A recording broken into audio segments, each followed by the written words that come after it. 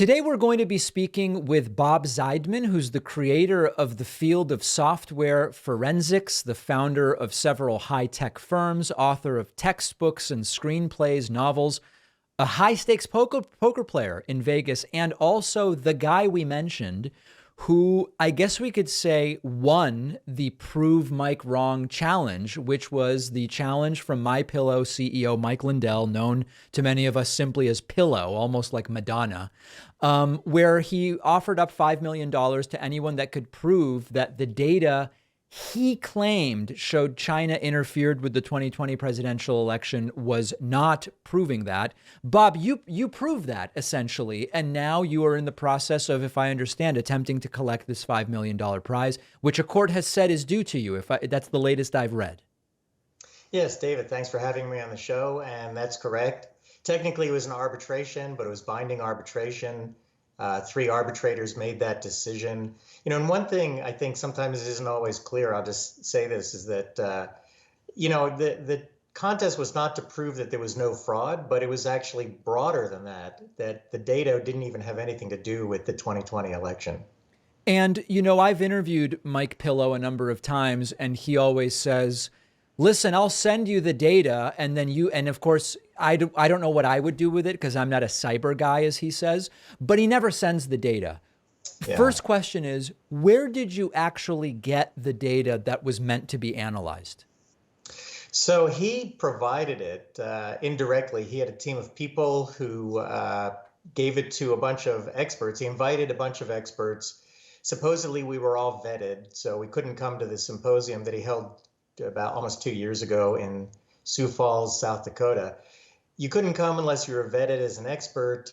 And then he gave us the data. But at the arbitration, there were a lot of excuses for why why it wasn't evident that this was election data. Let me put it that way. I mean, he said it was election data, but there were a lot of excuses that he didn't give us the whole data because of national security issues, because he was afraid of hacking, because he thought that China or somebody was threatening him, that it was encrypted, decoded, modified. But these claims, as silly as they are, they do seem to go to Lindell really does believe this stuff. This isn't a joke for him, because this is something people often ask me since I've spoken to him a couple of times. Do I think he's kidding, or do I think he believes this stuff? He does seem to believe this stuff. Yeah, so that was a big question. All the experts had that question. I can say we, as far as I know, unanimously decided this was not election data. I was the one person who figured out what it actually was and wrote up a detailed report and submitted it.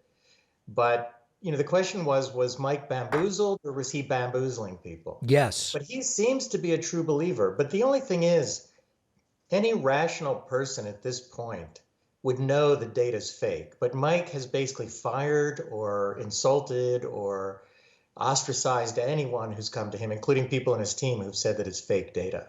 So the data that was provided, what was it? What was it data about? What was the general area that it pointed to? Well, there were a number of files that we got. I got 5 files the first day, or 7 files the first day, I forget now, and 4 files the second day. It wasn't a whole lot of files, but some were PDFs showing generic voting machine processes. But the more interesting ones is we got a bunch of files that contained what are called hex data, but it was viewable hex data. And so I translated it. I got the idea to translate it to actual binary data. And the way I would describe that is if you got a bunch of files that had written out in English language words, 1,254, 61, and then you translated those to the actual numbers, that's equivalent to what I did. Then I took those files and I noticed that they were old-fashioned, because I've been in this business for a while, old-fashioned word processing documents. So I put them in a word processor, Microsoft Word, and lo and behold, what came up were one file was a table, thousands of numbers that were just numbers. I mean, just a table of numbers that didn't mean anything. And the other files were thousands of pages in one case of gibberish, as if someone had just sat there for hours typing. then reverse the process I just did to make it look like sophisticated computer data. So some of that, there's not even really a reason to think it relates to elections at all, never mind an American election. Right. No, it definitely didn't. Although, again, at arbitration, what was fascinating is different members of either Lindell and different members of Lindell's team would come up with excuses like the gibberish was really encrypted data that they had purposely encrypted or China had encrypted or, depending on who was talking, that I wasn't smart enough to see it. But the problem was they never demonstrated what it really was. They said, oh, it's just sophisticated encrypted data. And their excuse was, well, we don't have to tell you what it is because Zeidman, it was his job to do it if he wanted to claim the $5 million. And the arbitrators, basically, if you read their decision, they said even Lindell's team couldn't demonstrate what this was other than gibberish. I'm curious whether, as news broke of your involvement in this and the arbitration decision about the 5 million, did you start getting threats from people or angry messages? Because it seems hard to do anything these days without someone being absolutely furious. Did any of the believers try to contact you or threaten you? So that's an interesting question. So first of all, I'm a Republican conservative. I've suddenly people who were not so happy with me in the past couple of years. I do a lot of writing on political and social issues. Suddenly were friendly and telling me what a great job I did. But I have to say, even the conservatives, the vast majority of them were thankful. Some of them believe that Lindell is hurting Trump and hurting the Republicans. And I can tell you about that in a minute if you want. But the other thing I'll say is I've gotten like 2 or 3 threatening emails or Twitter messages, nothing that I take seriously. Mostly people say they hate me, I'm a traitor. Sure. But I went to a conservative conference with some very, strong conservatives and even people who advised Trump. And at first I didn't want to mention what I'd done, but it came out. And the vast majority of them shook my hand and thanked me for what I'd done. And a few of them started questioning, why did you do this? And I read this and I heard Lindell. And when I talked to them, by the end of the conference, without exception, all of them thanked me. Interesting. Now, you mentioned that you're conservative. You voted for Trump twice, right? Yeah, I did. I can tell you that the first time I don't, without going into detail, I did not like Trump. I've followed his business practices and I've had some problems. On a very, very tiny scale, I've done business with his businesses and I didn't find his practices ethical, but I thought it was, but I really didn't trust Hillary Clinton. And I thought the Republicans would keep an eye on Trump and the Democrats would not keep tabs on Hillary. Did you find that that's the way it played out? It's difficult to say. So, because when Trump ran, there was a lot of Republican opposition to him. Yeah. And of course, there were the never Trumpers. But with Hillary, the Democratic Party really universally supported her, is what I saw. Now, Trump has basically made this effort to take control of the Republican Party, which I don't like, because I think it's all about him and not about ideology anymore. So I voted for him again reluctantly the second time, but I'm hoping to have a third option, neither Republican or Democrat. If it's Trump v. Biden, I really don't like either candidate, so I'm hoping there'll be a third option. That's interesting. So would you say that you've suffered under the first 2 years of Biden in a way that makes you think, I've really got to get someone else in there? I do. I think that Biden was always a middle of the road person, politically until he ran for president this time. And it just seems like a lot of far left policies are being implemented or at least being given, the okay from the White House. Really? Now that's interesting to me. This is super because I would love for Biden to be far left. I don't see him as being that way.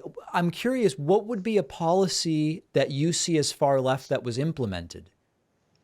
Well, what I mostly see is that, well, first of all, I don't like the spending bills that he's implemented.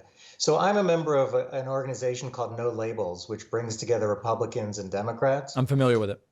Okay, and so the Problem Solvers Caucus of No Labels in Congress helped pass the first budget bill, which was in December of 2022, I believe, but then Biden passed his other one, which was a lot more spending on programs I don't like, and Are I you think the talking about the Republicans. Inflation Reduction Act here? Yes, yes. Okay. So I mean, I don't like that. I think we're really, we've gone way over budget. We're going to break the debt ceiling, obviously. I really don't like all that government spending, but also, although, well, first of all, I think there were a lot of things. I think the pullout in Afghanistan was horrific. We lost more people in that pullout than we had, I think, in the past year in Afghanistan. I don't like enabling the Taliban in Afghanistan. I don't like the border policy. We've had more illegal immigration than we've had, I think, in American history. How do you know that?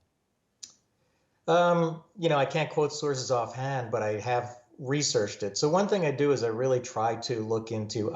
I publish articles and I really try to do the research to find these numbers before I talk about them. Yeah. Well, I mean, I'm not trying to play gotcha. And really, I mean, this is just interesting to me. You're here to talk about the Mike Pillow stuff. But what's interesting to me is clearly you're a smart guy and you're technologically inclined and you sort of understand how we figure out whether something is true.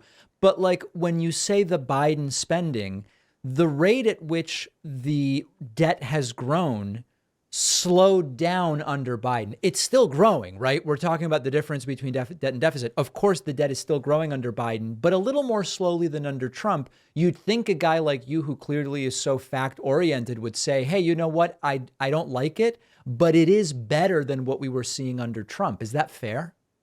Well, I've heard those arguments before, and the problem is even Republicans have been bad on spending, so Sure. that's an issue for me. And I think that politicians in general, the best they've ever done is reduce the increase in the deficit, but it's still a dangerously increasing deficit in my mind. Sure. I mean, I'd love to see uh, politicians get in Congress and in the presidency that could actually cut programs. Look, I'm a Republican who's willing to cut spending on the military because although I think our military needs to be strong, it also needs to spend efficiently, Sure. and just throwing more money at it. And this is a problem that I see. Like, I'll criticize the Republicans here. The Republicans have to go into an election if they want to win, saying we're going to spend more money on the military. Mm. But in reality, I'd love to see them say we're going to spend less money on the military for more efficient operations. I mean, and by the way, I could have another show. I sued the U.S. government for fraud because I uncovered fraud. It's a longer story, but it Well, was. but I mean, that's interesting. Without getting into that, your view on the military is not one I expect to hear from any presidential Republican candidate, even if they believe it, because it wouldn't be politically viable to say it. Question for you.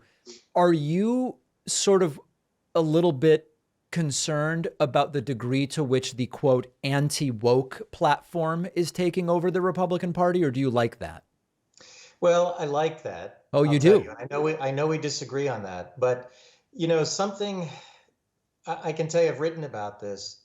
So, and I'll put it in my personal perspective. I'm Jewish, and I even criticize Jewish groups that are just. I understand them. They want to eliminate anti-Semitism, which is a great cause. But in doing so, there's this race to be the world's greatest or the country's greatest victim. And I think this victimhood mentality is increasing the racial conflict in the country. And I don't know how to get away from it because each group, I think, looks at another group and says, well, that group is getting money and they're getting publicity. And so we need to outspend them and outdo them, get more attention so that we get more, attention for our issues. And So if and I the think it's so. victimhood stuff isn't appealing, when Trump says he was treated more unfairly than Lincoln, who was shot dead in the head, you're not huge on that, I'm guessing. No, look, Trump says, and I have some friends who, I have one in particular who's probably not going to speak to me anymore, but Trump says incredibly childish stuff. Yeah. I really, it's scary because I'll tell you, in the 4 years he was in office, I generally liked his policies. Hmm. But the problem is he doesn't know how to run a country and bring us together. True. And he's very, very divisive. He's very childish. And the other thing is, I hope you can appreciate this. He likes Gavin Newsom, who is ideologically should be on the opposite end of the political spectrum. But I think that's an issue. Trump likes people not and dislikes people not based on their ideology or principles, but based on whether they treat him nicely. Absolutely correct. Absolutely correct. Bob, last thing in the few moments we have on the $5 million, do you expect to collect it? No, I'm pretty sure that Lindell is going to lose his cases with Dominion and Smartmatic, and I think he's going to be bankrupt. And, if I see anything, it'll be pennies on the dollar. All right. All right. We've been speaking with Bob Zeidman, who he fought Pillow and he won, but we will see where the money lands. Bob, I really appreciate your time today. Okay, thanks, David.